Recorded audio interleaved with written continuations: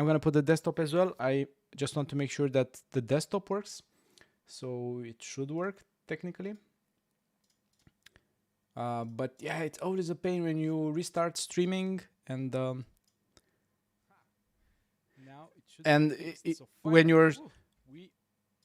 you're trying to make it work and you get like this new XLR thing and it doesn't work anymore. So yeah, but glad that it's back, and I think we should get right into it because there's some stuff that I want to discuss and it's going to be awesome. So stay tuned if you're interested in learning more about Game AI. So I'm gonna share and switch between my camera and my desktop, where I have a nice AI project that we are gonna look into. And why I'm making these live sessions and live streams is because I just released, as you can see here. So I just pre-released basically my Godot course for Game AI. It's called Ultimate Godot Game AI for Beginners. And I want to dispel some common misconceptions in Game AI.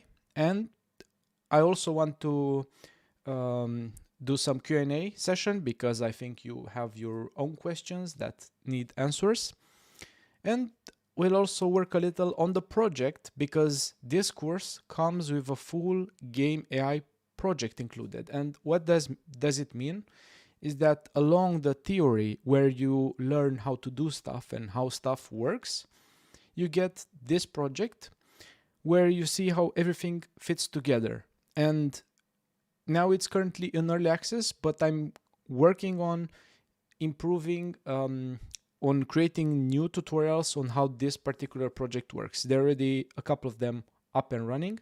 One is 30 minutes long, so I'm sorry for that. I try to compact it as much as possible because I know your time is super important and my time as well, so I really value your time. I try to keep it at minimum as possible and give you as much information as possible, basically. So that's my main goal with this course and everything. So if you want fast results, you should look into this. By the way, the course is linked down below, and currently, since it's in early access, you get 30% discount of it. So that's really a great deal. But let's get started with the project because yeah, the course is nice. So you can check it. You can check the video here and other stuff. By the way, if you have any questions regarding this course, feel free to ask at any moment and I'll do my best to answer them. But let's get going with the actual project. The course is linked down. So this is basically the project, and here it's a tank game. I tried to have the tanks kind of cartoony, not too realistic. So this is why the tanks looks like this. So you as a main player have your own tank. You can fire a projectile. And as you can see, when it hits something, when it hits a building or something else, it makes like a nice effect, and you know exactly that you actually impacted, like your projectile impacted with something. Okay, so now I'm gonna switch to the other camera and I'm gonna spawn some AIs, which are the main focus of this course. So I'm gonna spawn an aggressive AI. And as you can see, I have 3 different buttons here: aggressive AI, defensive, and tactical. Each one of those have different personalities, because if we make a single AI, then it might get really boring for the player. So I try to make it so that it's much more fun, giving each AI's different personality with as little code as possible. So this will help you if you want to create diversity in your game, but you don't want to spend so much time coding new stuff all the time, basically. So in here, our AI is actually doing a waypoint system. So as you can see, a waypoint system means that it's patrolling an area. And currently, it's not detecting us because we are kind of far away. And here I have some nice buttons. So we have the debug info, which tells me what enemy is up, their HP, and their current state. It's using hierarchical state, finite state machine. So the current state is patrol, and patrol go to position. That's mostly what the state is cycling through. And if we do the debug sensors, we can actually see what the enemy sees or how the enemy understands the environment around it. So basically, the enemy has a range sensor currently, and also a field of view sensor, and also a Raycast sensor. The Raycast sensor is responsible for detecting if an object is in range, is in the field of view, but it's occluded by a building, let's say. So let's put those sensors to the test, and let's see what actually happens when I go into the range of the sensor. So as you can see, the AI immediately starts attacking me, and this is because it's an aggressive AI, and the expected behavior of this AI is to actually seek and kill as much as possible. And the small sphere, the small wire sphere that you see all the time, is where they last saw my position, because currently this is the range, and while I'm out of their range, they can no longer find me. So now they will just move to that location and try to search for me. They also try to do raycast because they detect me, but since it's not possible, then nothing will happen. But once I'm back, oh, wait a second, our AI started to detect us.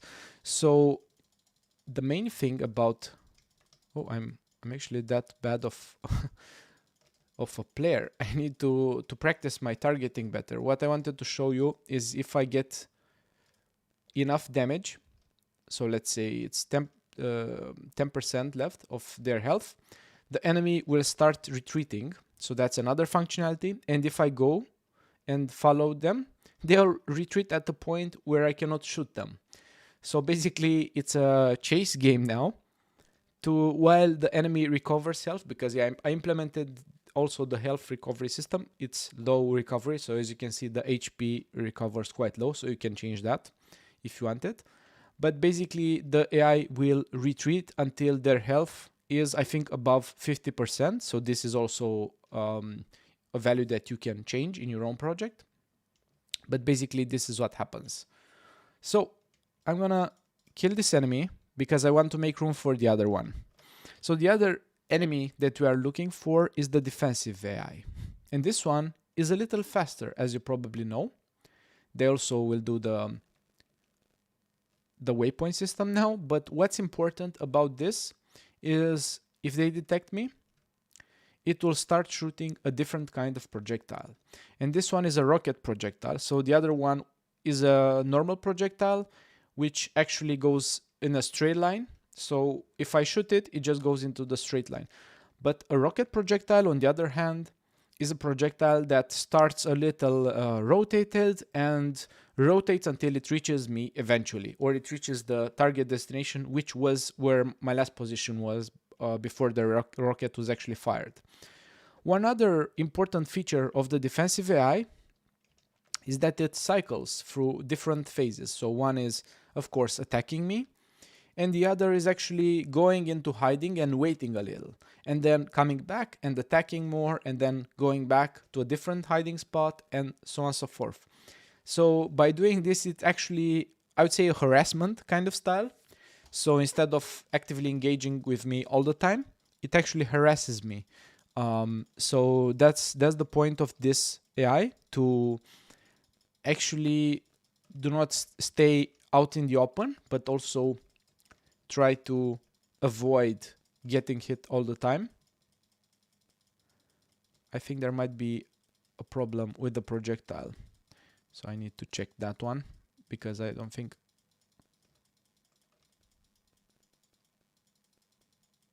No, actually, I'm just a bad shooter, so it's no problem. I'm trying to put the blame on something else rather than me. So I don't think that's a good approach. But yeah, it's as you can see, it's really hard to nail down this defensive AI. So it really lives up to its name.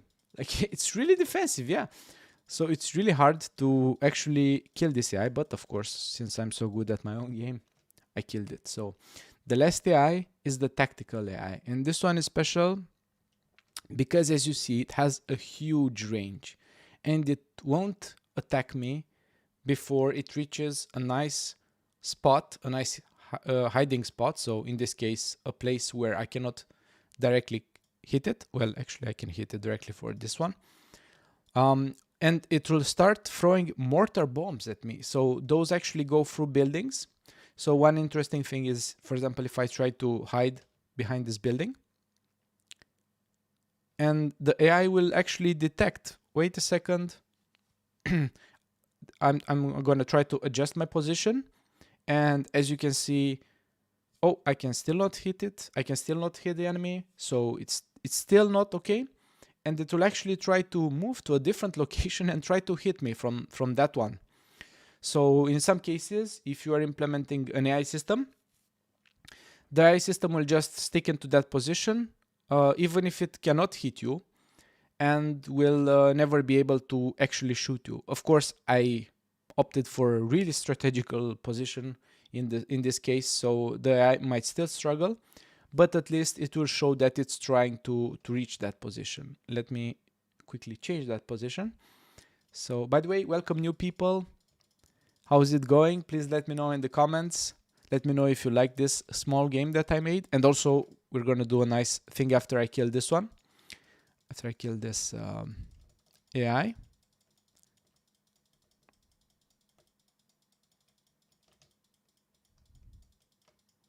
Of course, it won't attack me until it reaches a good position that can be safe for it. So, okay. Yeah, that was safe, but unfortunately, it didn't do. Let me know if you like this small game. It didn't do anything good for them. So I'm gonna change the camera and I'm gonna spawn some enemies around. And I'm gonna change the debug so we can no longer see the debug to experience this like a game, like how it will feel for our players if they choose to play our game, which is a tank battle game basically.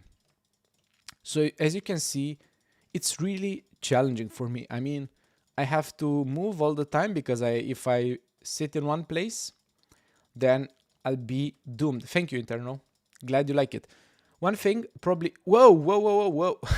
Whoa, whoa. This was not expected. The camera shake is crazy on this one. There's so many projectiles and they stack up. So the camera shake stacks up. So this is what happens. Probably I need to stop stacking it up so much or have like a clamp value so that we won't end up with this kind of situation. And of course I cannot do anything. I'm toasted, so I'm basically killed by my own AIs, which I should be able to destroy. By the way, I don't know if you noticed, but there's a small green thing that's going around through the enemies, and that is their way of communicating. Yeah, it's live playtesting actually, Todd. So I'm trying to show you the project, to show you what's capable with the project. It's, by the way, the project is in the course. So and yeah, also trying to fix up some small things and do some polishing and yeah, whatever is needed to make it even better. So basically this is the game. So just one thing that I wanted to show you. So I'm gonna put two AIs in this case. I need to know where they are. So unfortunately they are both at the same position, but what I want to show you is if this one detects me, you see that there's a green signal that was sent through to the other one, and now they are both seeking me. So if I put another one, eventually they'll send the signal, and guess what? The other one will come for me as well. So it's also based on some percentage. So it's not like every time it happens, but it happens, and they actually communicate between each other. And yeah, of course, I'm toast.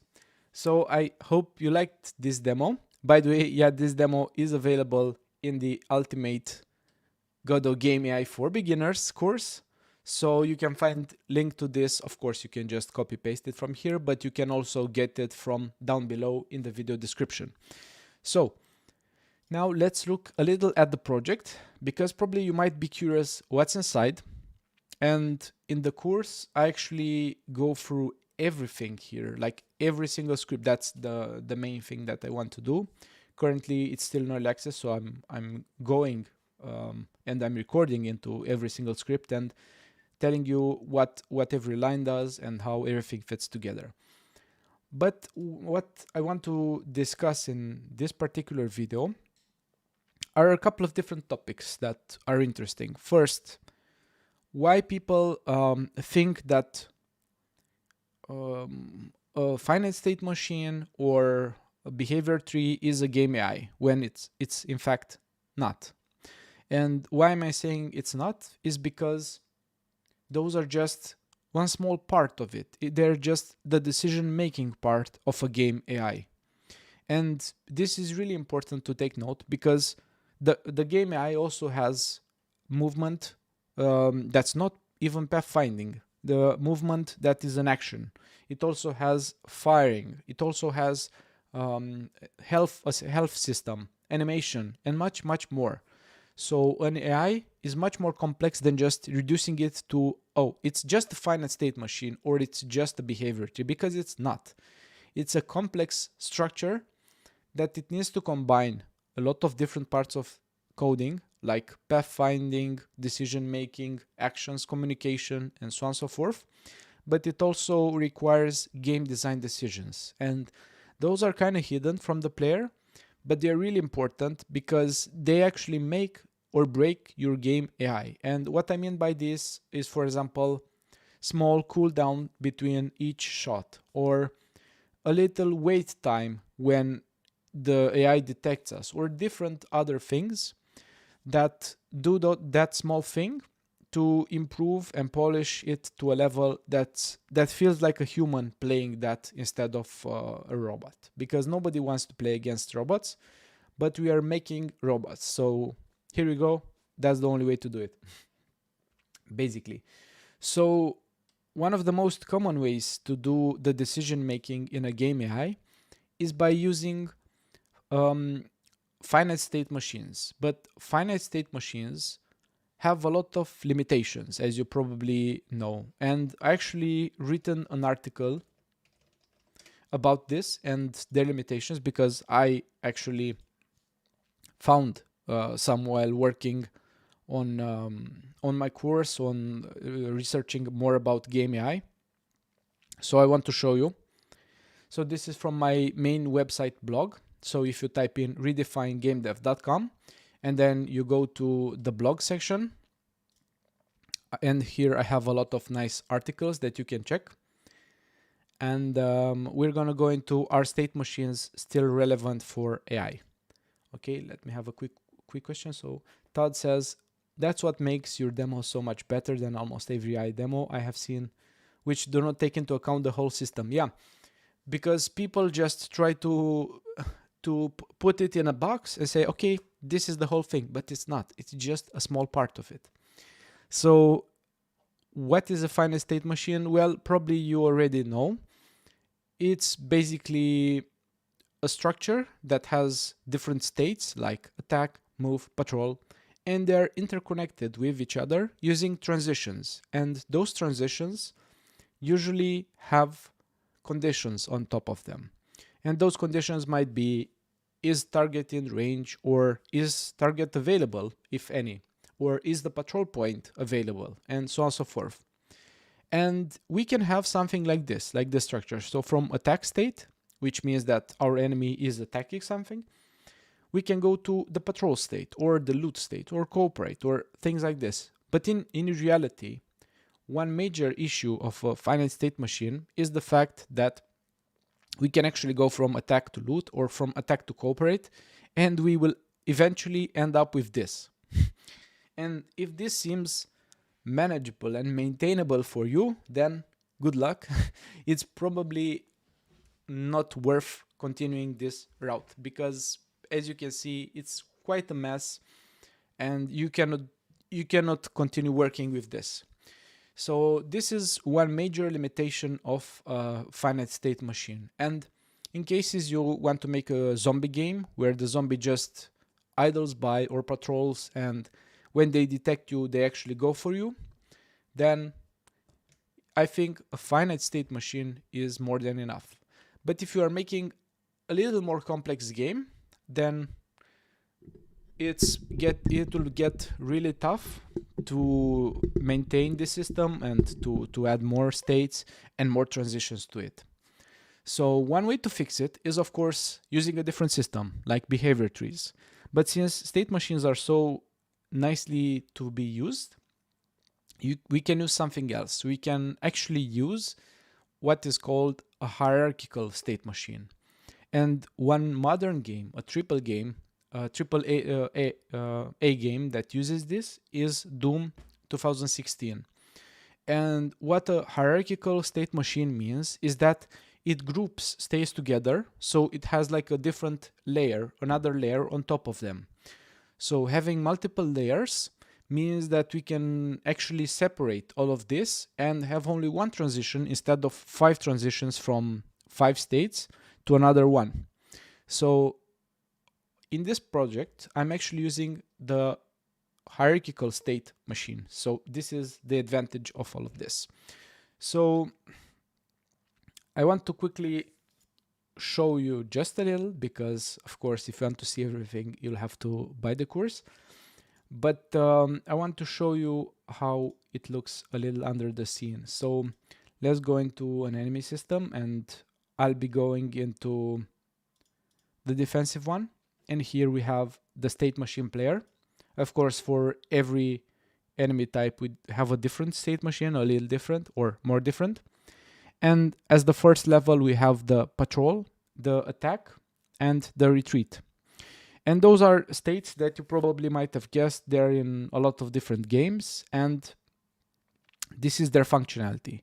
But if we go, for example, in patrol, here, of course, another level gets visible to us. So here we have acquire position and go to that position and cycle through these states over and over again. So get a new position. Voxel Void, hi, how are you? How is the weather in your place? Here it's kind of cold.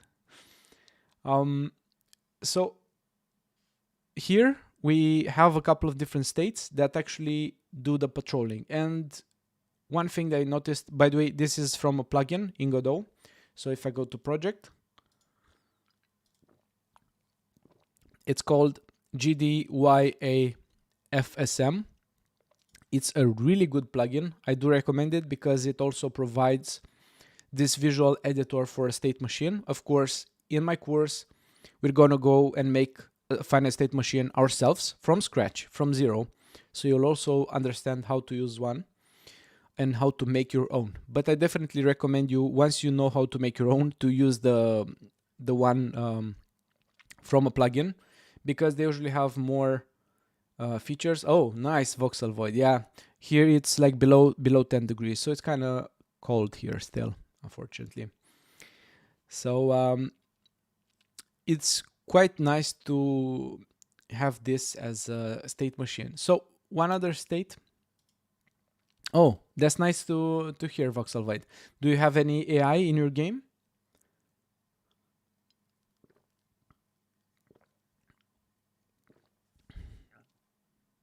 Let me know if your game has AI.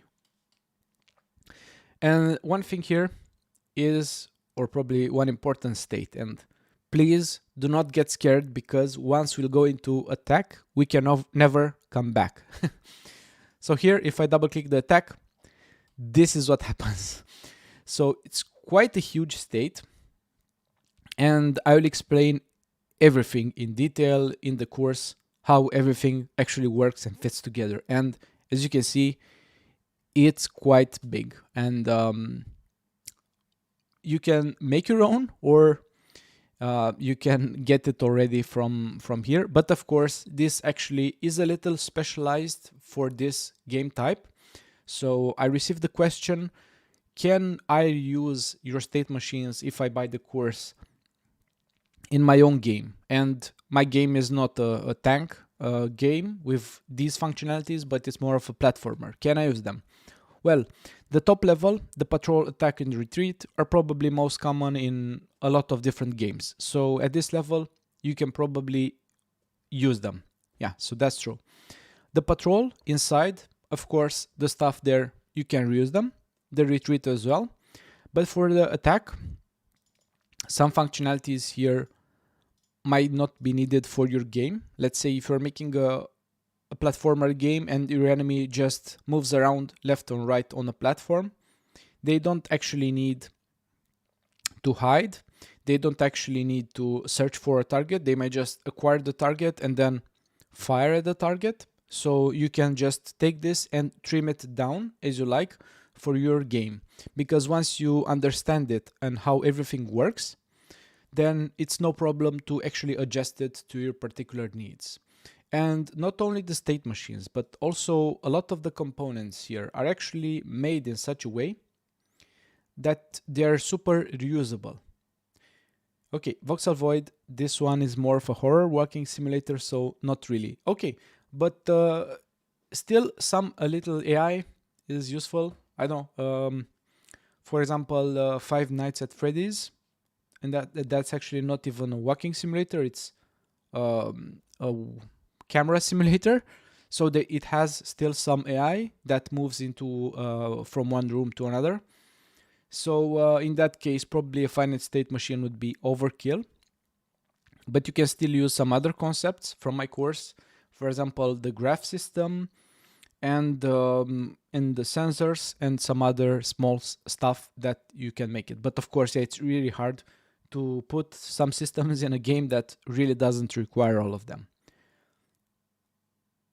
Okay, so your first-person shooter will have many enemies, so there will be a lot of different AIs. Yeah, and I think this state machine actually works great for first-person shooters because we can just take the tanks. Why I picked tanks? Because I can model tanks in Blender, and I wanted my own 3D assets. But if you have your own 3D assets, or you acquire them from an asset store or another, or a different website that sells 3D objects, and those are people, you can just take the tank mesh away, put in a person, and boom, everything just works as it should. So you'll get waypoint systems, patrol, you'll get retreat system already out of the box. So all of these systems, they will still work great for your game. So one thing here that I wanted to mention is that most of the systems, as you can see here, they're actually Godot scenes. And that means, for example, let's say the HP system, which displays an HP bar on top of the player and also the enemies, is actually a system that you can just copy, paste in your project, drag it and drop it in onto your enemy or onto your player, and now you have an HP available unit. Of course, there are some small adjustments that you might make, like for example the collision layers, to make sure that they are okay and they're synchronized, but basically that's it. And you get a signal, so the HP system actually throws a signal. So it throws two signals, so one if it's hit and one if it's dead. So you can take those signals and do whatever you want with them. Also, the finite state machine actually does this.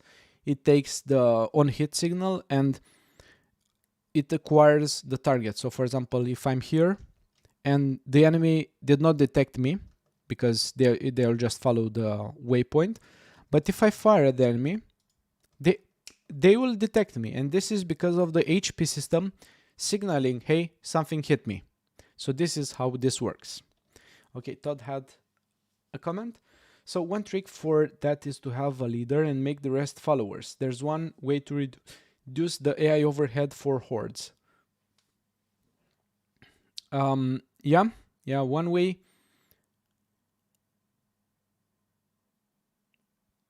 It depends. Like if you are making a game like Serious Sam, then you might require. I don't think actually Serious Sam has a horde AI.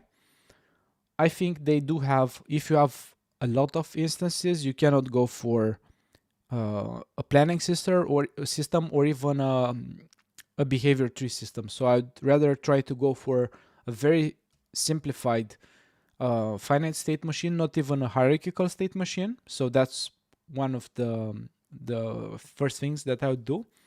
I don't know exactly if those enemies actually have this kind of leader functionality. So I would see the leader functionality and flocking and this kind of stuff more in RTS games. Hey, Sayafat Games, nice to see you around. So I would see that type of stuff in more of RTS games that have a lot of units, like Supreme Commander, let's say. I don't know if you played it, or even StarCraft 2. So those RTS games actually have different layers of AIs. It's not actually in this course because there's so many. But at the bottom layer, they usually have a finite state machine. So the other types of layers are, for each individual unit, we do have the finite state machine. And then for the group, we might have the flocking or a commander approach. And then on top of that, we have a decisional AI that actually checks the situation around on the map. So let's say that's the macro AI. So in an analogy with StarCraft would be the macro AI that actually takes the decision, move this army there and gather these resources and build these buildings. And then once the army, the individual group receives the message, okay, now we have to move from this point to this point, then they'll actually start their finite state machines and perform the action required by the leader. So that would be the micro part. So yeah, humans do the same. They have the micro where they manage every single unit, and they have the macro where they manage like the base and expansion and things like this. But I would try for a first-person shooter game like Serious Sam, I would try to have a finite state machine without flocking and hordes. But that's just my approach. Of course, if you find different ways, then please let me know because I'm curious. So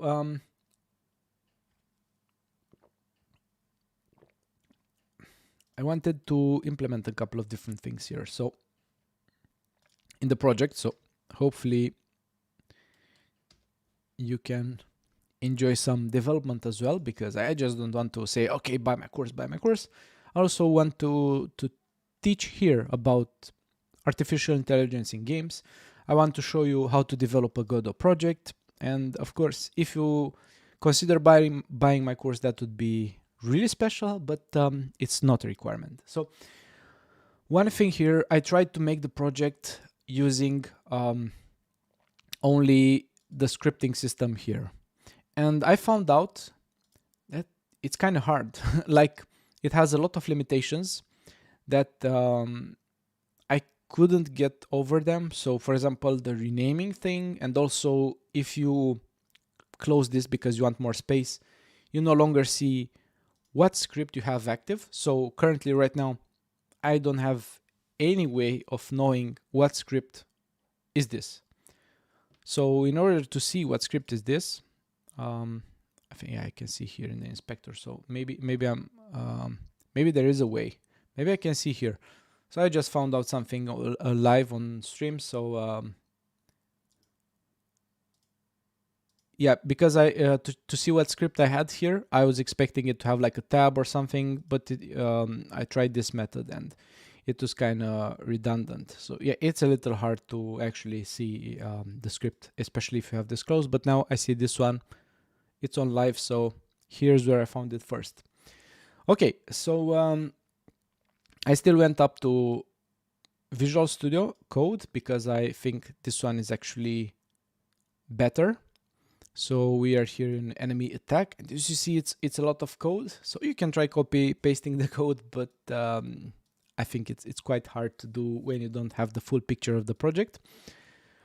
But if you do, yeah, please let me know, and I'll give you a free. If you can recreate the whole project, I'll give you a free coupon for the whole course. So yeah, let me know. Okay. So what I want to make here,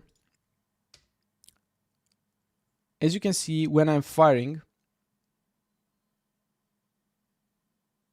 okay. Todd says, if you expand the editor, the inspector disappears. Happens a lot. Yeah, probably that's what happened to me. So good point. And Voxel Void asks, what do you think about Godot 3.5? Should you use this one or wait for 4.0? I'm currently using, so the Godot that I'm using is actually 3.4.4. I'm not using betas, so I'm trying to go for the stable versions. Once the 3.5 gets stable, I'll use it. I wouldn't recommend going for Godot 4, as I understood from Remy.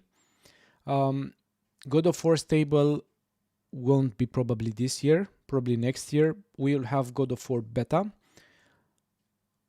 Rivke, hi from hi from Sweden. Nice to meet you. Hope you're having a great day. So I would go for Godot 3.5 because it's much more stable. If you are developing a short time project, you should definitely go for it. It's because Godot 4 still has a lot of unpolished parts, and even if it gets fully released, don't get me wrong, it will still feel unpolished. So this one, Godot 3.5, is quite stable, is really great tool, and it just works out of the box. So you should definitely use this one for the time being.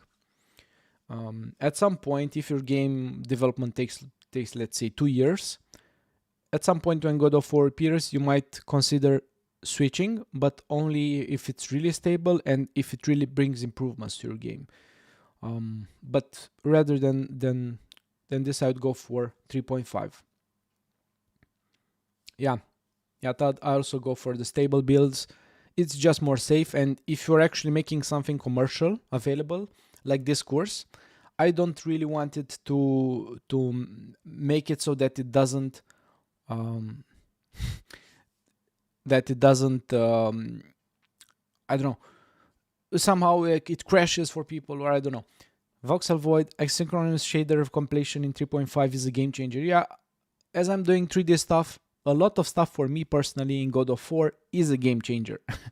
But I'll still go with 3.5 or 3.4 in my case, because stability, especially if you're making products, is much more important than having the bleeding edge, even though you bleed yourself while not having the bleeding edge. So that's kind of the compromise you have to make. But let's get into this, because I wanted to show you what we are going to develop today. So if the player fires a projectile, you see that the turret moves in and out. So this is quite cool effect. But the problem is when the enemy fires the projectile, the turret doesn't have any animation. And today, so you see there's no turret animation.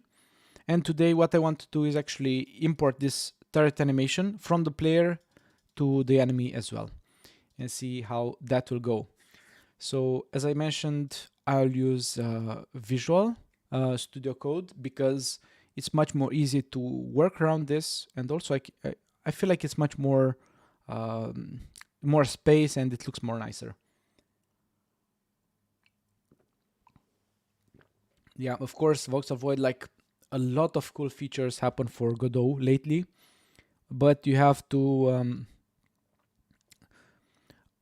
decide what exactly you want to do. If you're just trying stuff out, then you should go for the latest. You should go for Godot 4 Alpha. If not, if you're trying to make a game and publish it on Steam, I mean, there are still people in Unity that are using old Unity from 2019, LTS, long-term support. So they do this because they value stability much more, and there will always be a next feature that's a game changer. So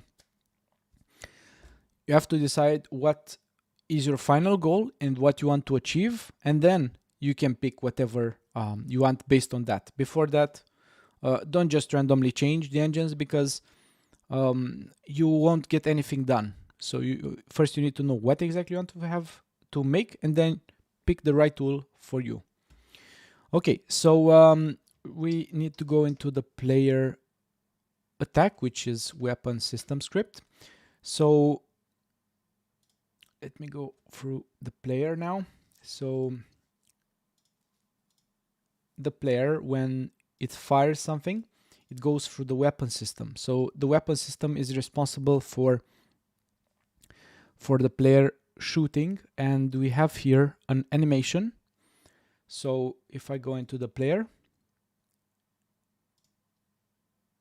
there is an animation, but the animation is actually in the player body, and this is because the animation is related to the turret. But surprise, surprise, the animation actually doesn't change the turret position, in fact. So what you might expect is to move the turret on the Z-axis like this. But the problem with this is if the turret is rotated like this and I move it on the Z-axis, it's not okay anymore.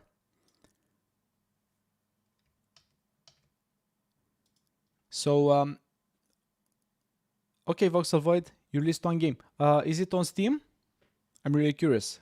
But yeah, if you have 3.5 beta and it works perfectly fine, then I myself will try to upgrade it and see how that looks, because it's nice. I cannot say otherwise.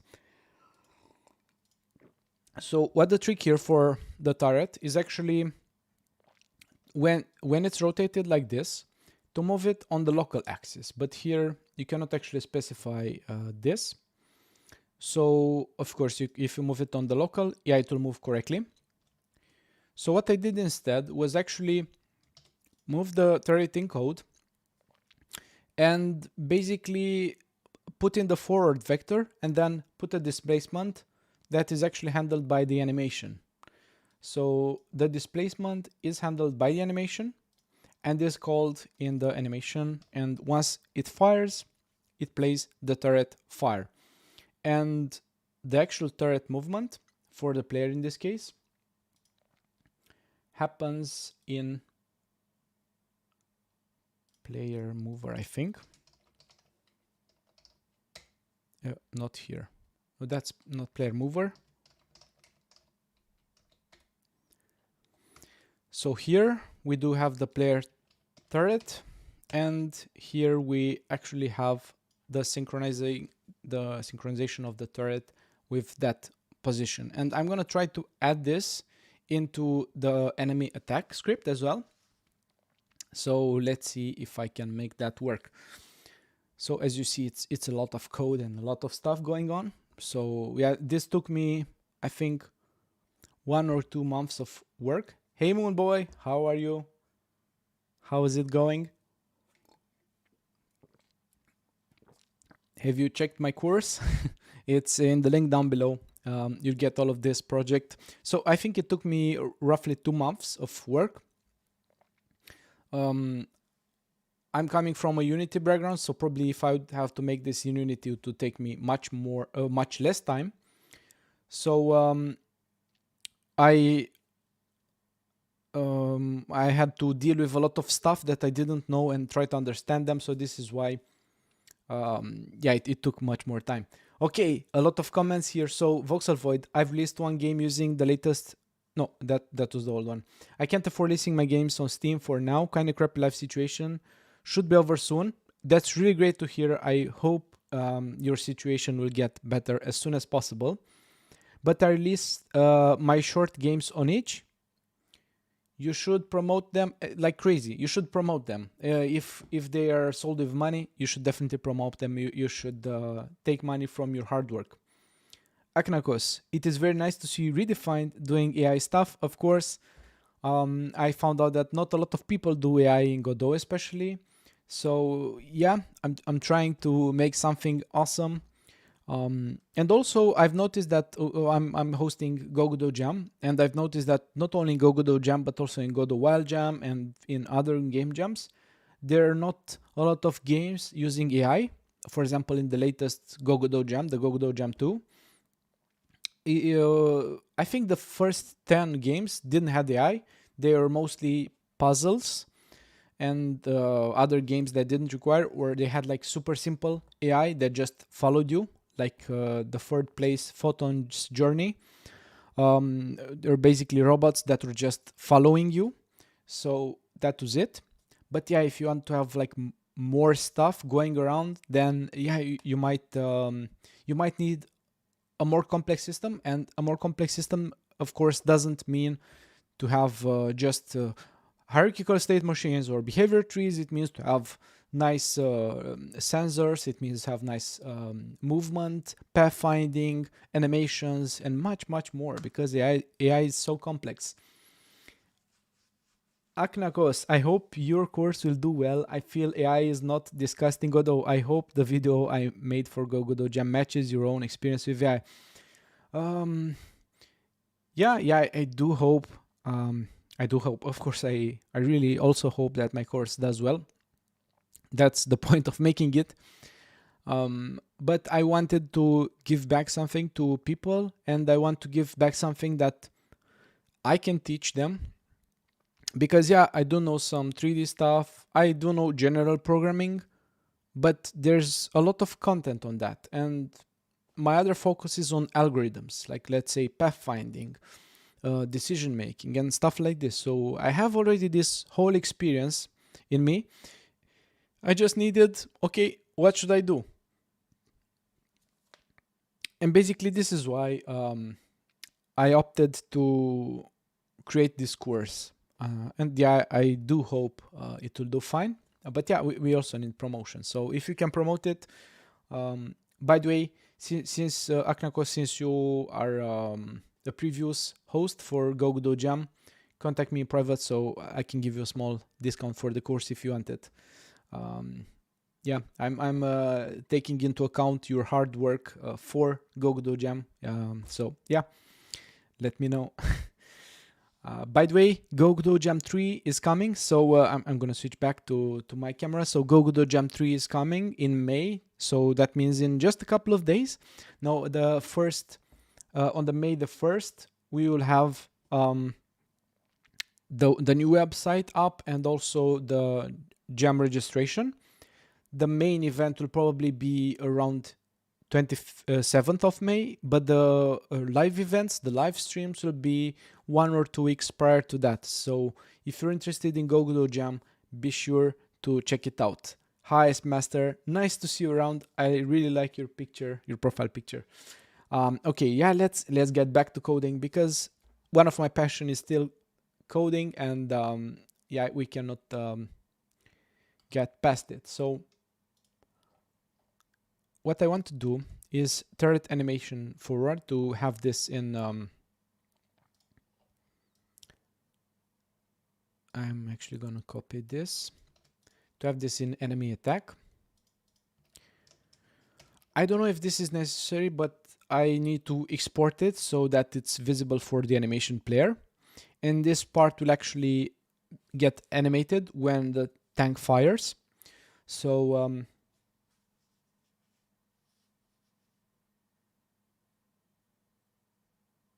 yeah, I hope for more AI in Godot jams and in other jams and in other engines as well, because I see so much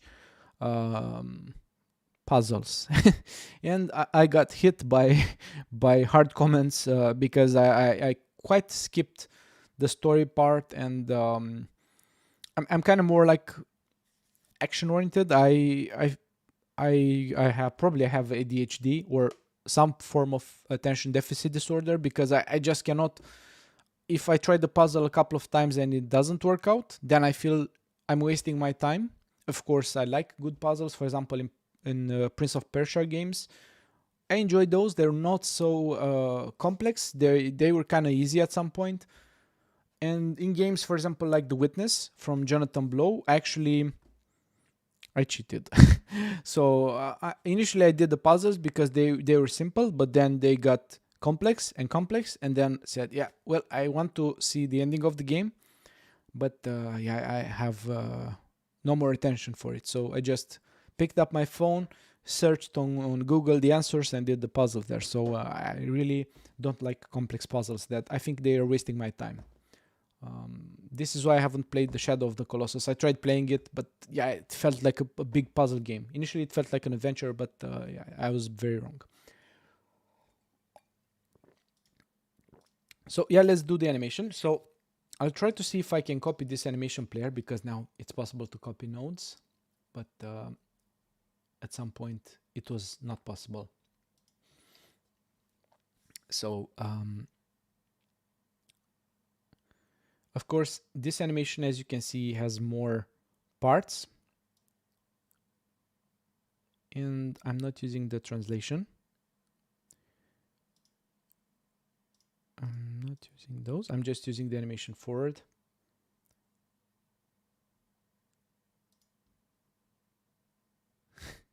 Yeah, with Portal. No, I really enjoyed Portal. Sorry, Ice Master, I enjoyed Portal.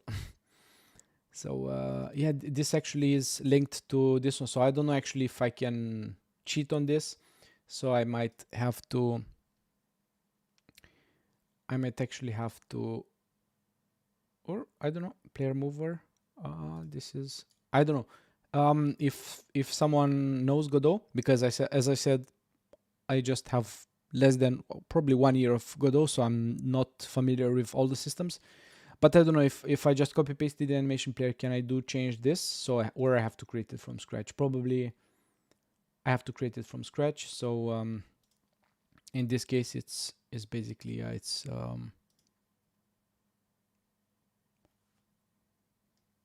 the enemy attack script. So I have to go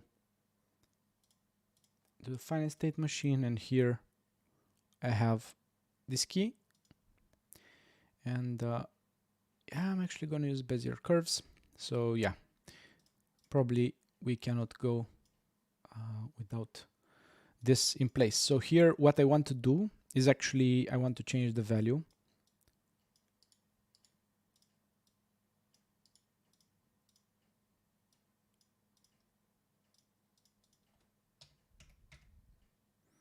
Okay, so basically it just changes the value from 0 to 1.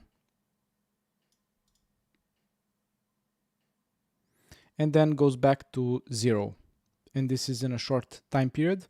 Of course, we can change the Bezier curves of this to be fast. So the turret initially goes back fast and then comes back slowly to the player, to the enemy in this case.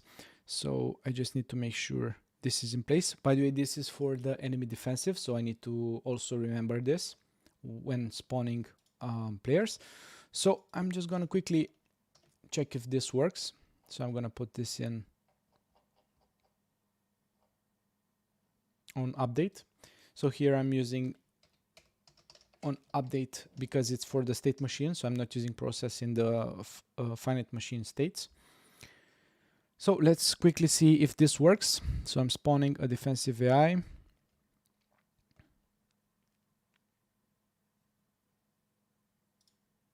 Oh, yeah. What I forgot was actually to call the animation player. So that was really fun because it doesn't work if you don't call the animation player. So make sure when you're doing your animation, you're actually calling it. So I'm just gonna call the animation player, and the animation player is in the tank object because this is a tank object in this case. Nice, they have reference for it. So get node, and here I have animation player. Okay, and now, of course, I need to check what I need to call. It's called turret fire. So when the fire happens, actually when the reloading happens, I need to call it play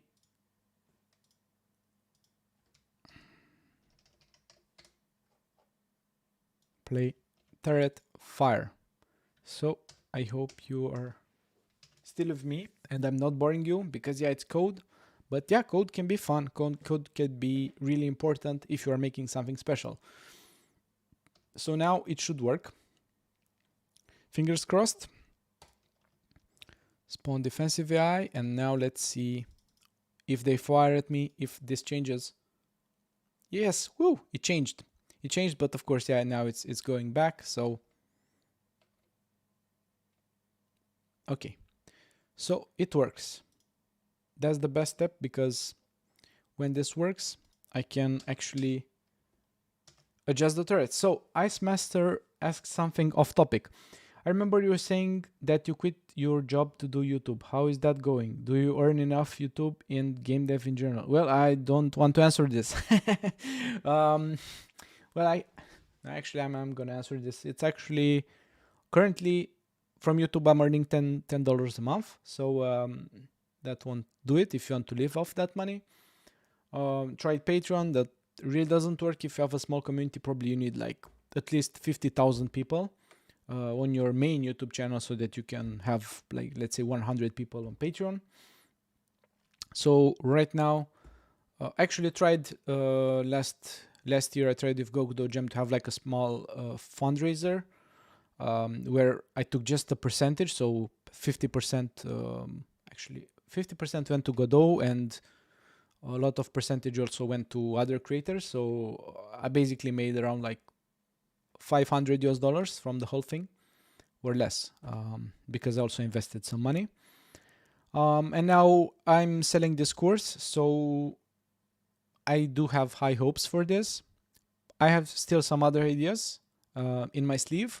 So say, even though my sleeves are up here, but I still have some other ideas how to make money. But of course, initially, I can tell you, it's not by making games. By making games, currently, I feel it's quite a gamble, because there are so many games released, and you need a really strong marketing, and I don't have the skills for that strong marketing, and I don't have the money to pay someone else to do that proper marketing. But even if you do the marketing right, you also need to have the correct implementation and the correct time frame for the whole thing. So making money out of game dev is quite a challenge. For the people that actually succeed, congratulations, you are something special, and you should continue doing it. But my passion is still making games, and once I figure out the way to make money out of something else, I'll make games, that's for sure. So I won't stop making games, yeah, and this recorded here in this live. But yeah, and I'm still making games in these courses, so I'm still making smaller games, but I won't abandon my passion at all. So that's that. Okay, so the tank turret, it has here it sets the rotation in updates. So if we have a target, then we rotate the tank turret to look at that particular target. But we also need to animate the tank turret if it was fired. So currently here, I do need a specific point where the tank turret should be, and the player does have this kind of thing, but the enemy doesn't have it. So in the player, I do have here in the tank body, I have this tank turret position, which tells me where the position should always be in regards to the player.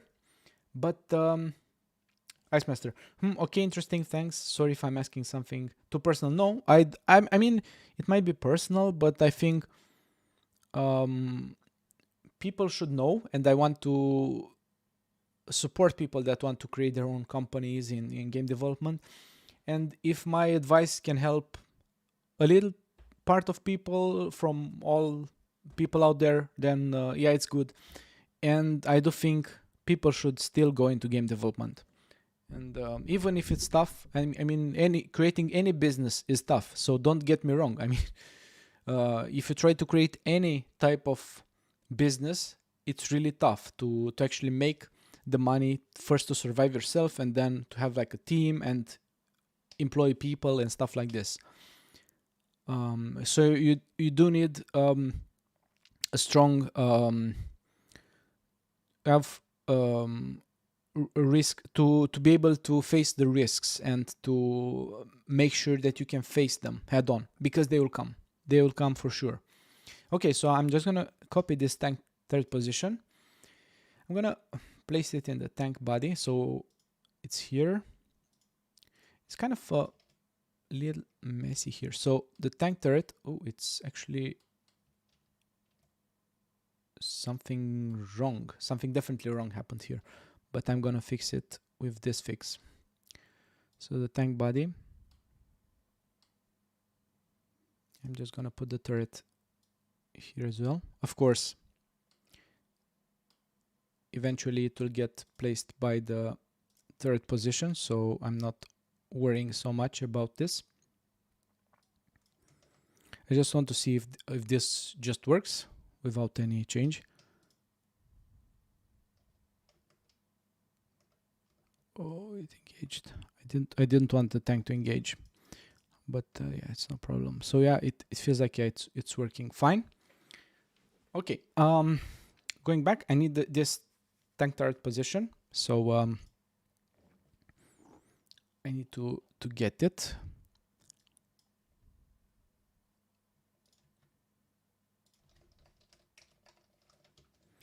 Tank turret, and then we have the tank turret position. And the tank turret position can be found from the tank body, and I actually can get this. So I have the tank turret position is from the tank object, and the tank object is this tank mesh.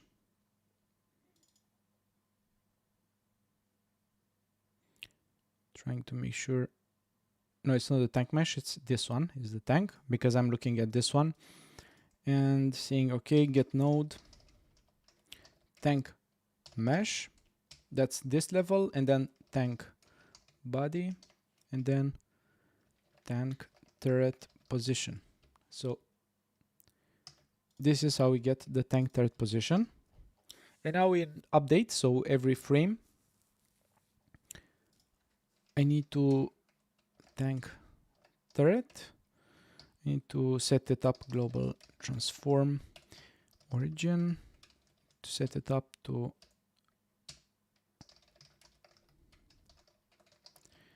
and make sure that this works fine. So what this should do is actually it should put the tank turret at the original position.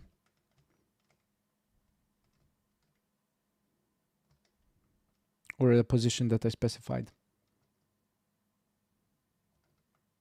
Yeah, so I can actually mention this. I tried creating the course, all of it in, I think it's too inside. I might have to adjust it a little. First, let's see if it works. So I'm putting it here. So see. So I found out a lot of limitations from the built one for the inside one. Okay, so the turret is up. That means that it's positioned correctly in regards to my initial point. So it actually is positioned here. And I could not work with it. So for example, let's say this script, yeah. First, I noticed that it says here what script it is, but I have this. I usually have this like this and expanded this, and I actually don't know what the current script is in this editor. So that's one problem. Another one is quite hard to navigate between different scripts. So I found this shortcut. So quickly open script. There was a shortcut here to quickly open a script. I cannot remember, but yeah, it's much easier to quickly open scripts in Visual Studio Code. I can also cycle scripts as tabs, and here I don't have any tab. So that's quite hard. The renaming functionality, it's non-existent. I'm not saying that Visual Studio Code does a better job on that, because while it does provide renaming, it doesn't actually change the name for some reason, and that's annoying. Also, I cannot search in multiple scripts, or I don't know, maybe search, finding files, maybe, I don't know. This one just searches in this particular script, but in Visual Studio Code, if I use this search, I can actually search in all of the scripts. So that's another feature. And also some functionalities, for example, like if I click on something, now it works, but even the documentation didn't work properly. So that was one other thing that annoyed me. And the completion doesn't work properly all the time here. I'm not saying it works properly, but it works better in Visual Studio Code. And I'm actually thinking after this course to change to try C# actually, because there are some heavy limitations of GDScript that are because of its scripting language, and they'll. I mean, if you still want it to be a scripting language, then that means they will never be fixed, because that's what was the difference between a programming language and a scripting language. So I might change actually to that one. So we don't know yet, but I might change to C#. Okay, so now I'm hitting the numpad keys to actually see the nice position of this one. I hope I'm getting the right one. But I do recommend Visual Studio Code. I think it's better than the integrated editor. I really wanted to use that one. I really thought everything is going to be fine, but it was not fine. So okay, so I think it's quite good. And now let's move this using the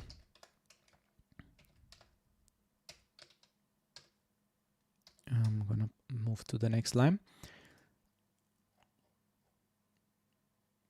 I'm gonna just copy paste this because that's what I need. So the tank turret, first I need to get the forward vector of this, and then I need to use the animation part.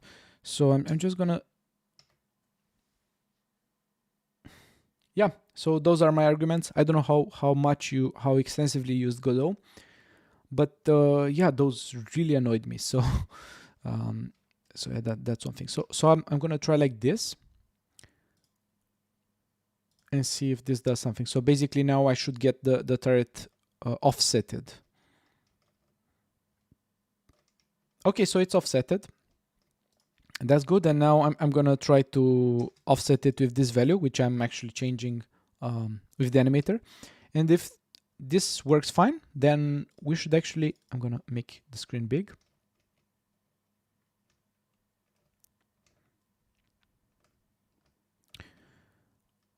Why did I put it on this defensive one that I have to run over the place to actually see how it works? It's beyond my comprehension. I think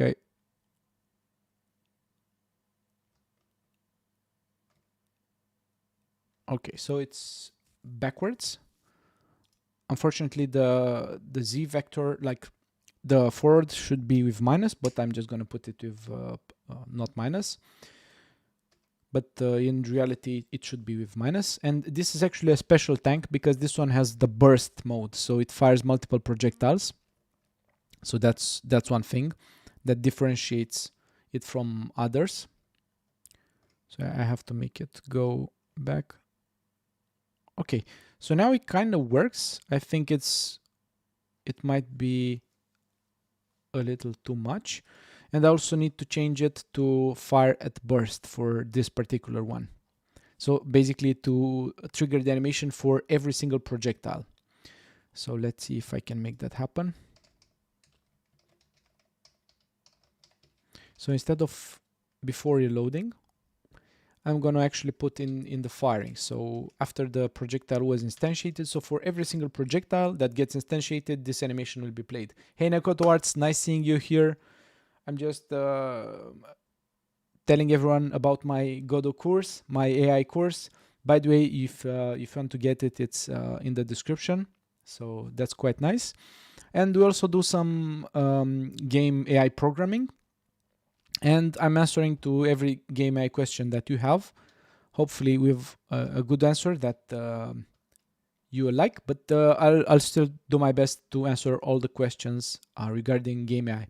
I'll also answer the questions regarding why I use Visual Studio Code and what problems I found about GDScript.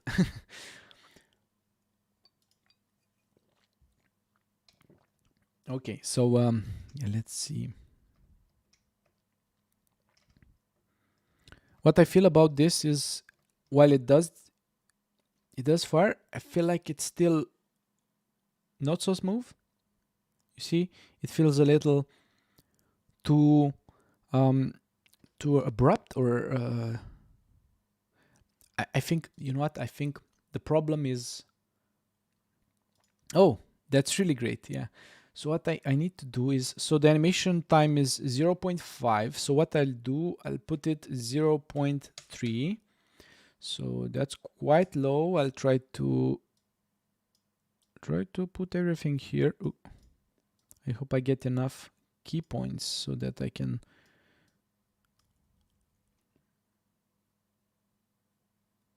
Yeah, auto complete, but yeah, it's a little better in Visual Studio Code, so that's why I'm using it. Let's see now how this works. Okay, now it's better. Now it feels much more fast, but I feel that when it goes back, it's still too fast, so it goes like. So I need to go into the animation player and go into the curves and see what can we fix here. So first we have this one. So this one should be more smooth, I'd say. So this is why I'm using Bezier curves. So yeah, it's kind of hard to see here, but this is the curve. So yeah, it needs to go, when the blast comes out of the turret, it needs to go fast back, and then it needs to go smoothly back to position. So basically this is the fast one, and then smoothly go back to position. So let's see now how this works. Yeah, it's the. Okay, so now it's better. Now it's much more better. Yeah, I think I nailed it. Now let's see. You see, it just moves much more better, the tank turret. So yeah, this is or more or less the intended effect for the enemy AI. So it's much more for every projectile. I need to make sure that this is the case for every projectile. Actually, I think I need to. Do you know if I can stop the animation? So basically what I need to do, I kind of need to reset it, so to hard put it back to its default place, because this enemy fires. Oh, yeah, it crashed. It's no. Glad you like it. So basically, yeah, I think what I can do is just force it to play the reset, and then basically go back to. So it's, I mean it's burst, so it's kind of fast. Yeah, so now I think it's much more better.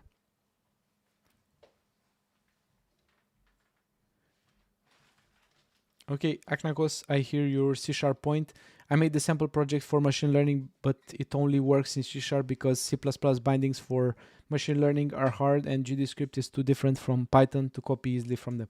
Yeah, I think everyone tries C#. I really don't like some limitations from here. So for example, like abstraction, or like an abstract class that has some functions already in place. Like I have like different projectile types that share the same header, but it's kind of hard to enforce that because there's no actual way to enforce it. So that's kind of a sad part. I mean, you can work with this. If you like it, you can work with this. But yeah, it's annoying. I can tell you that. Okay, so now it seems like the animation works correctly, and now I have to make sure that animation works for every single one, for every single tank. So, but yeah, the animation seems to work. So what I reset couldn't resolve that track. So yeah, the reset actually doesn't work. Oh yeah, because it has the old ones. Or not. Turn animation forward. Let's see now. It should work. Yeah, I always forget that there's like this window that actually tells me nice stuff or not so nice stuff. But okay, now it seems to work. So I need to put this in the other two enemies. So the aggressive type and the tactical type. So let's do it. First, I need to copy the tank turret position for everyone. So here you go. Now you have the tank turret position, and I think it was copy pasted nicely. Let me check if it's in the tank body. I don't want to make it in another one. As you can see, this one has like a big turret, so to know like, oh, I'm firing huge projectiles here, so don't mess with me. And I'm gonna put this tank animation here, gonna save this, put this animation here, gonna save this, and I'm gonna run this and see how it works while drinking some coffee.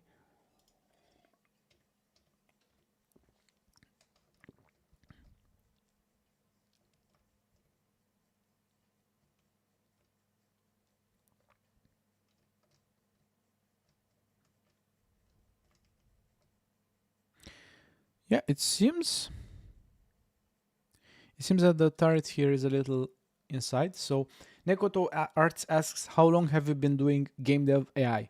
So I've been doing Game AI since a long time, like random stuff about Game AI, like pathfinding. I've been doing a lot of pathfinding and algorithms, and I've been interested in that. I've also used behavior trees and finite state machines, and also for other purposes as well. I even repurposed the behavior tree to be used as an objective system of sorts. But how long have I been doing AI in this way to teach other people and to go even more in depth? I would say from the start of this year. But yeah, my whole knowledge goes way back. I just put everything together and wrapped it up in a nice way so that it's very easy for everyone to understand. So basically that's for how long I did Game AI. So yeah, it's kind of a long time, but there are like a lot of different parts, and I just put them together now and try to share it with you, the people on my channel and other channels. So yeah, it seems now I think it's still,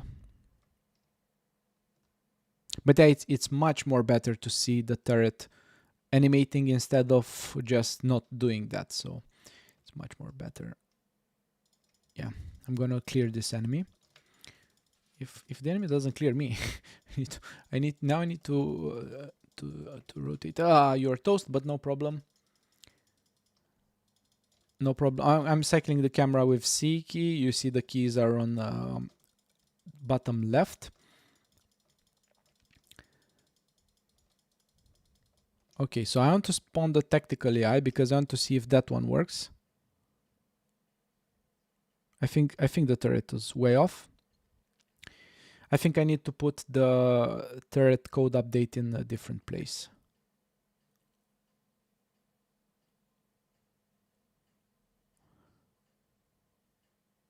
Okay.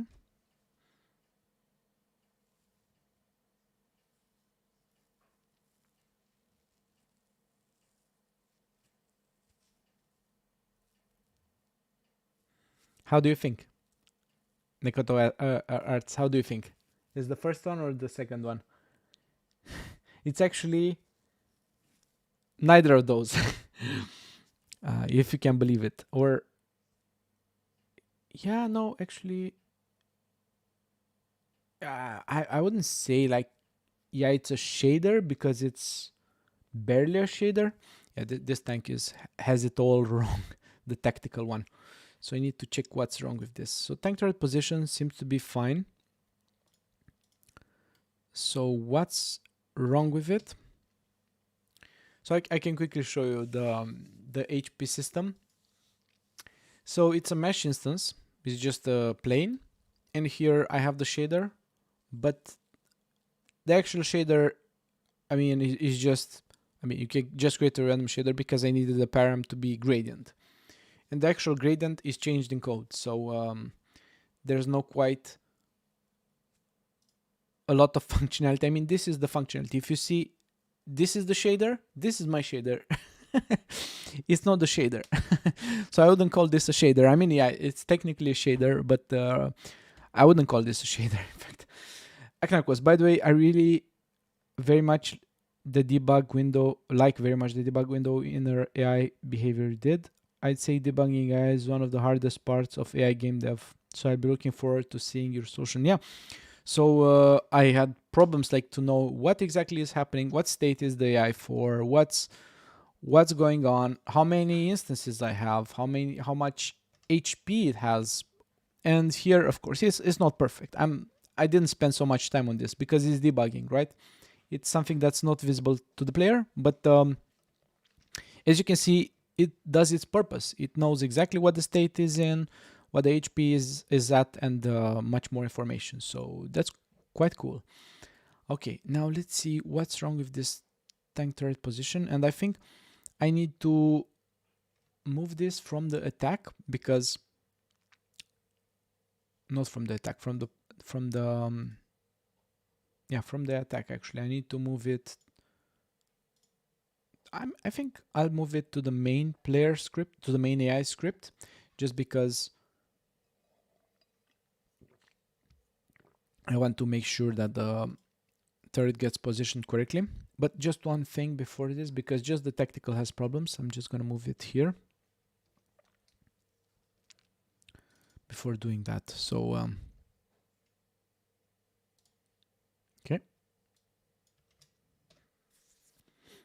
because I don't want to make the project too complex. I just want to make it just right.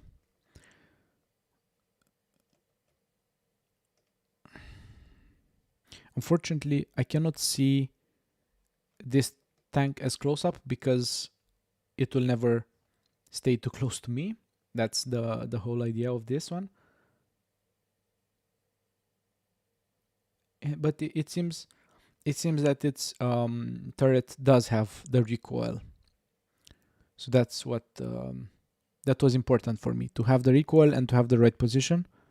You see, there is the recoil.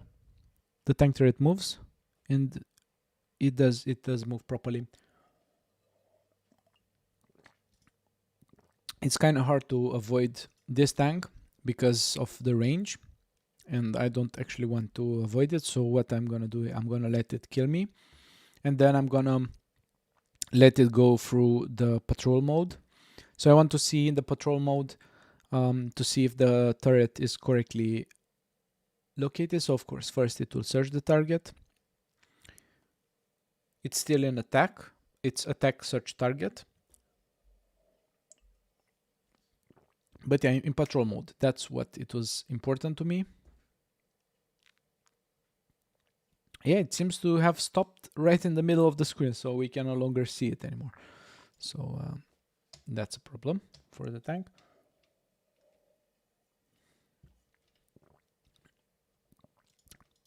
But I needed to also rotate the turret, so if there's no player visible, so of course I can just not avoid it. Of course, yeah, there isn't one I need to avoid it. I just can jump off screen. So by jumping off screen, I'm actually falling because I do have gravity. So currently my tank is falling, as you can see here. It's no problem. And now this one actually goes really nicely. It does the patrolling, and I think the turret also resetted itself, so there's no more problems here. So that's really great. One thing I also need to make sure that the player doesn't randomly fall, because that's not what we wanted. So I'm gonna say, actually I'm gonna put it here.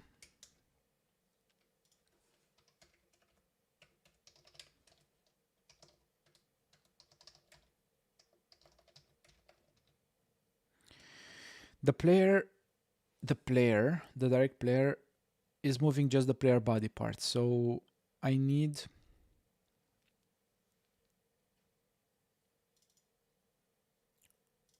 to check for the player body.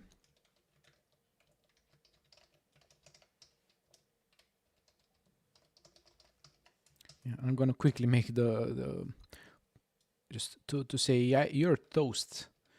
You are toasted. So okay, so let's say if it's minus 50,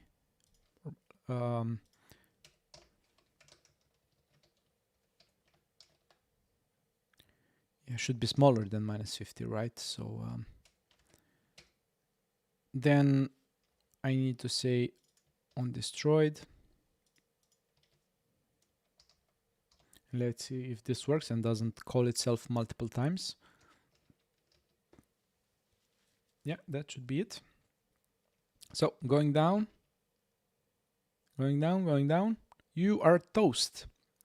Congrats. Now you can no longer exit off screen and cheat your AI system. You have to stand and fight. Let's see the aggressive AI and see if it works nicely. Yeah, it works nicely. The turret is still going through the mesh, so I definitely need to put it up a little more.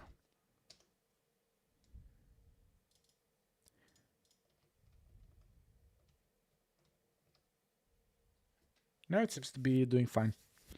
So yeah, it seems to be doing fine. Of course, probably I'm exaggerating with this turret animation. I think this one is much more less, so we can put it a little. So I'm gonna change it. You just go here, put it instead of 1, let's say 0.75. Yeah, no, it's actually the gravity is hard coded to -15, so it doesn't add. It just changes that y on the velocity to -15. So luckily we won't have like infinite speed, but yeah, it would have been annoying. So now this should be actually probably I'll also need to change a little the. Yeah, let me check the player and see how the player's animation looks like. So if I go in here, I need to check the Bezier for animation forward. So it's like this. Which one is this one? This one. So it's up. Yeah, oh, this one was with minus, so that's why. It's -5.2. So if I go here back,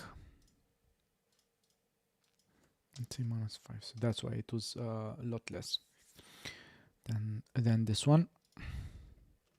Of course, I have to change it for every single one, but yeah, now it's better. Now it's how the player's animation is. So it's better. I'm gonna quickly change it for every single one. By the way, if you have questions regarding Godot AI and Game AI in general, please let me know in the comment section. I'm like looking at it all the time, so feel free to ask me what do you want regarding this. Okay, so now let's see the other types. Oh, this one is smooth and works as intended. But yeah, this one will be okay. Yeah, it's nice. And the tactical one, let's see how the tactical one works. The tactical one has some debug stuff on top of it, so this is why it's pink. You see, it's a small pink thing. And this one seems to be working as well. The projectiles, as you see, it moves. By the way, I can also change the projectile for the player, so check this out.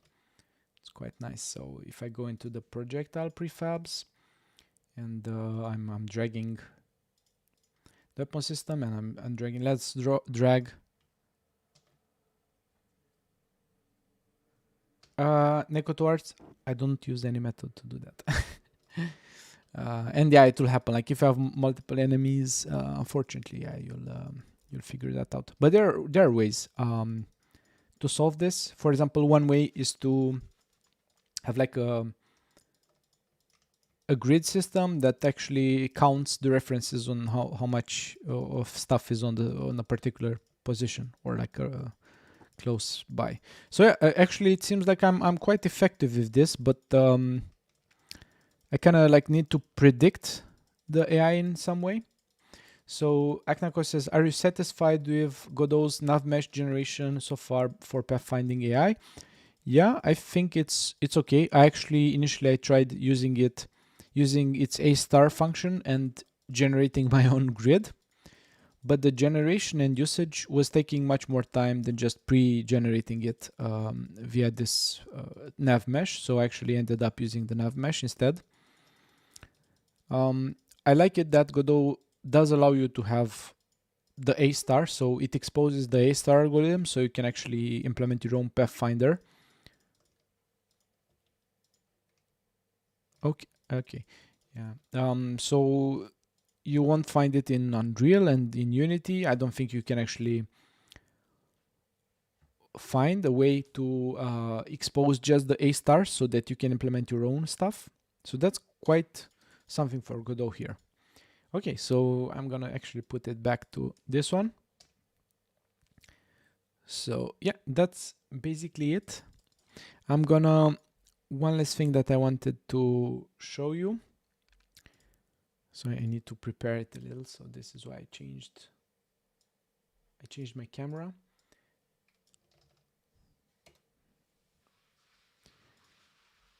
So I want to show you how the course feels like inside. So I'm gonna go to courses. I'm gonna go to this one. Preview curriculum, and I'm gonna preview it as a student because I want to show you exactly how the course is and what you get, like if you decide to buy this. So I'm gonna do the screen share. QC 35. I don't remember exactly. It's the old model. They had like an intermediary one, and now they have something like this back. So it's not the latest, but yeah, it looks like the latest because they figure out, hey, this is the best model. So yeah. So basically, this is how the course looks inside. What we have here are, of course, a couple of types of videos. They're like the head talking videos. So that's one type of video you'll find, and this is more for introduction purposes and for explaining concepts.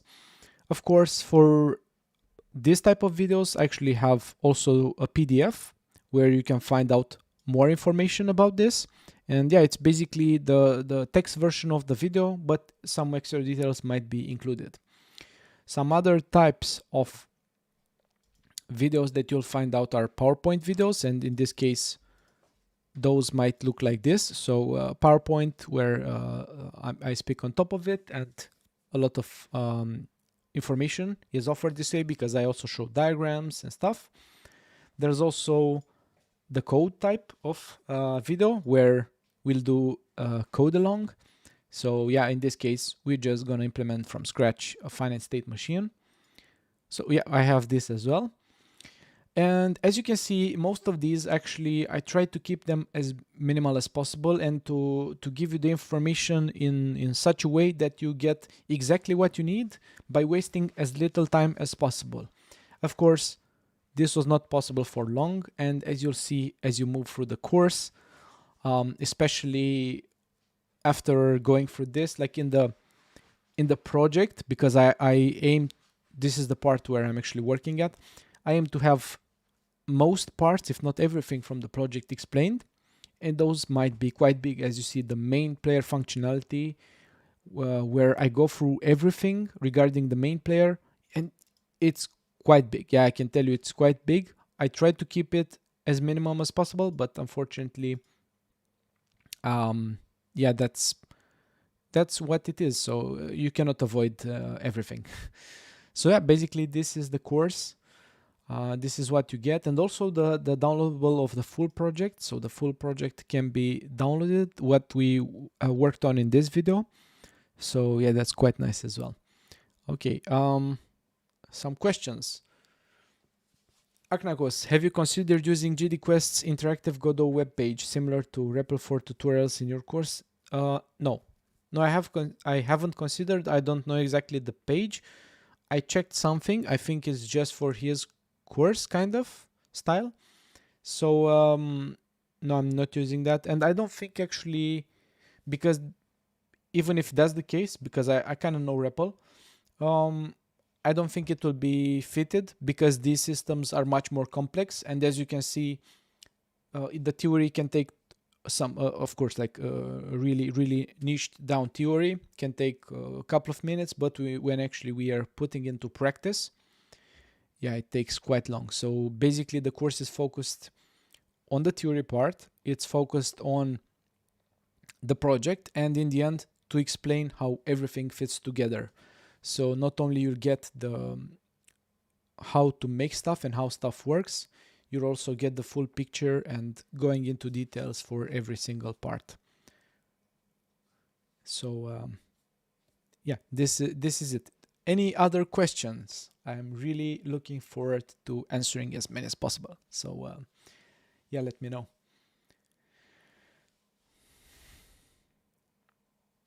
Okay, I see we do have 8 viewers, so this means that people are interested in finding common pitfalls of AI game development. I think one of them is not doing game AI development, because at least in game jams, I understand it's the time frame is short, but yeah, Godot Jam has 2 weekends and 1 week in between, so it's quite a lot of time. And I implemented a couple of basic functionalities in a span of a couple of days, so it is possible. Especially if you have something prepared in advance, which I don't recommend it for Godot Jam. But yeah, if you have like your own libraries and stuff, you are allowed to use those. You are not allowed to risk in games to reuse huge parts of games. But if you have like already ready-made assets and ready-made code like libraries, you should definitely use them. Of course, the team will be unique, and you have to adjust accordingly, so you cannot prepare fully. Aknakos, will there be a version 2 of the course in the future, maybe for Godot 4? You haven't checked the frequently asked questions, Aknakos. Actually, in the frequently asked questions, I'm saying that not only there will be a future version, but it will be in the same course, so you don't have to pay anything extra. So you'll get the project for Godot 4 in this course. So if you buy this course for Godot 3.4 and 3.5, you'll get it once it's stable, because I'm not, once it's alpha I'm not gonna do it, once it's beta I'm not gonna do it. Once Godot 4 reaches stable, as we mentioned earlier in this video, I'm gonna remake the whole project for Godot 4, and yeah, you'll get to experience that. Of course, not the video parts will still be for Godot 3.5, but the project will be adjusted for Godot 4. So yeah, the whole thing will be adjusted so you can take it out of the box and play it with your new game engine. Todd says, regarding nav meshes, do units always move to the center of the polygon, or is it the whole surface viable location for the units to travel? I don't think for I don't know exactly how nav meshes implementations work in Godot. I think they move to the center of the polygon. That's my 2 cents guess. That's why in my course I actually offer a way how you can implement your own Pathfinder, because you can never know what somebody else implemented. Of course, in case of Godot, there's actually the whole code is available, so you can check it out. But a simple way to do it, to not recompile the whole engine, is to just implement your own Pathfinder. Of course, Godot still provides you with the A* function, so you can actually call that. And for you, Todd, I do recommend you to store like your grid in either a graph or, as you are now, in a grid, and use the A* algorithm provided in the engine itself, because I tried that and it works really well, because I think they use it in the nav mesh implementation themselves. Akrakos, and while you made the course, did you feel there was anything missing from Godot? Of course. Which would improve AI quality of life. Yeah, as I mentioned, I mean it will improve everyone's quality of life, not AI development, but everyone's quality of life. So as I mentioned here in the projectiles, so for the projectiles, I do have the same kind of, I mean, if I would do the projectiles in Unity or a different engine, I would have like an abstract class because they have like, they share the same initialization. So initialize function is the same, but there is no way to enforce it for all the projectiles. So I have to copy paste it, and since I have just 3 projectiles, it's quite doable. But let's say I have 10 projectiles, right? If I were to have an abstract class, which this derives from, and I implement a new type of projectile and I think, oh, I need one more parameter, I need to put it in the abstract class, then it will break basically the functionalities in all other scripts. But that would be good because I know, hey, I have to change these other scripts before I can actually play the project.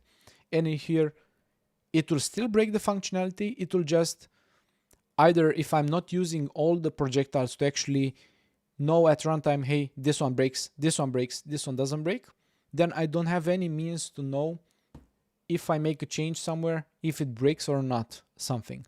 So that's quite something that I don't like about GD script, at least. And I know scripting languages are like this, so it's not GD script's particular fault, it's the scripting language idea in general. Like, okay, loosely typed, okay, I can put types, but it's quite a problem there as well, because you can name your classes with class name, but if you use classes in different ways, it will tell you have like cyclic reference and you cannot actually use them. So you have to abandon some names for the sake of not having cyclic reference. But I never encountered this in C# where everything is a class and you can actually put the classes as much as you like. And it's quite easy. For example, let's say I have a weapon manager, and this class is called the weapon manager, and this one has like the projectile, right? And the projectile also has a name, but then the projectile has a reference to the weapon manager. Oh, I cannot do that because it's a cyclic reference. So in C# I could have done that. So that's one thing. Okay, so third, for the little I know, Godot uses the mesh which is baked from the actual mesh. Yeah. Yeah, no, Aknakos, Todd asked, we know that what is an mesh, and it's actually a list. It's basically some polygons that are stitched together and the A star is on top of it. The thing is, we don't know exactly when A star is called, if it moves to the center of the particular polygon or not. I think it actually moves to, because you specify what position you start and what position you end. And I think since you specify the position you end with, I think, yeah, it doesn't move to the center of the polygon. But you can actually kind of force it. Let's say if you have if you try to put an F mesh on a hex grid, you can just force the pathfinder to actually just provide when you use the nav mesh. Let's say how do I use the nav mesh? So let's go into an enemy. Actually, I'm gonna go into Visual Studio Code.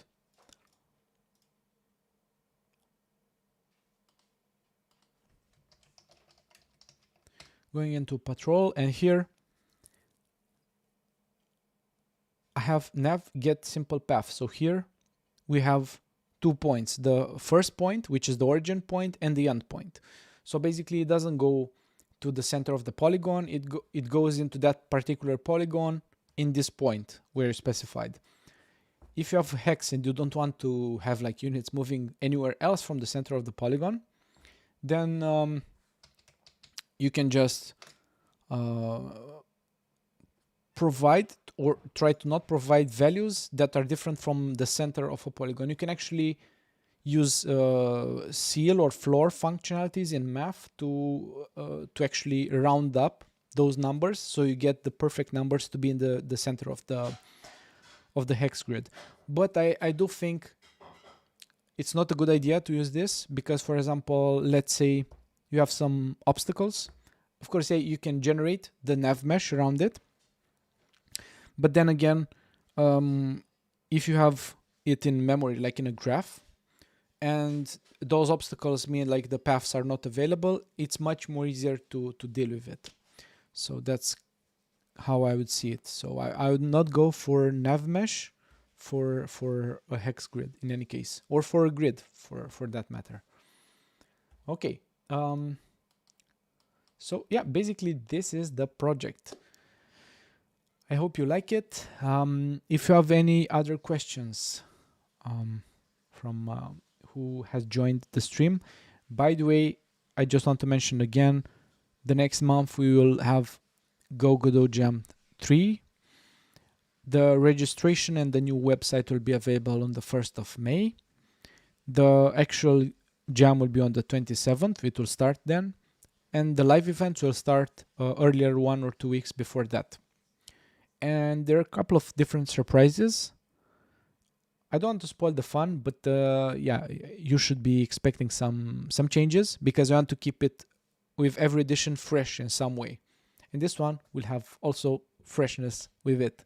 So I hope you enjoyed the new changes, and looking forward to see you participating in Godot Jam 3. Okay. With this said, since it seems there are no more questions for now, you can leave them as comments to this video if you have more questions, or contact me on Discord. And yeah, I'm gonna close now. I'm gonna shut down the stream. So thank you all for joining me this evening or morning or night or whatever time is in your place. And I'll probably do one more stream regarding this course in 2 days. So I think it'll be Saturday. And yeah, looking forward to see you then. And I'm gonna do some more polish work on the project. So have a great day, evening, morning. See you later, and bye.